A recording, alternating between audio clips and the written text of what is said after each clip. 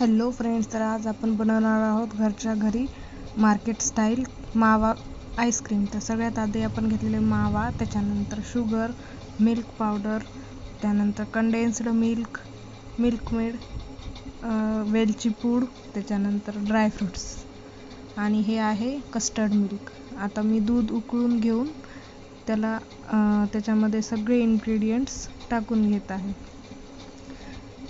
Gas बंद असतानाच हे इन्ग्रेडियंट्स टाकून घ्यायचे, हलवून घ्यायचे आणि मी आता याला एक उकळी काढून घेऊन त्यामध्ये ड्रायफ्रूट्स ॲड केले.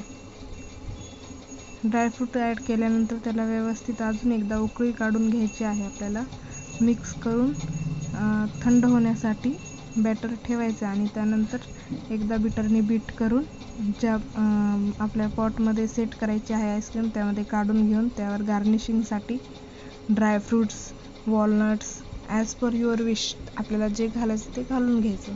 आणि त्याच्यानंतर मी थोडेसे सुके अंजीर घेतलेले आहेत बाईट करून, ते त्याच्यामध्ये ॲड केलेले आहेत. तुम्ही मावाच्या ठिकाणी म्हणजे खव्याच्या ठिकाणी तुम्ही ब्रेड्स पण यूज करू शकता, त्याने पण टेस्ट एकदम मस्त येते.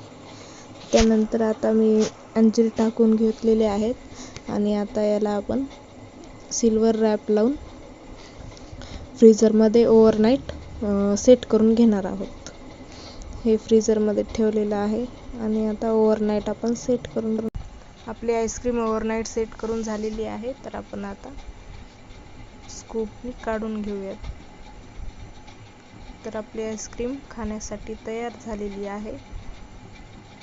कशी वाटली तुम्हाला मावा आईस्क्रीम ते कमेंट करून नक्की सांगा. भेटूया नेक्स्ट रेसिपीमध्ये. तोपर्यंत बाय बाय.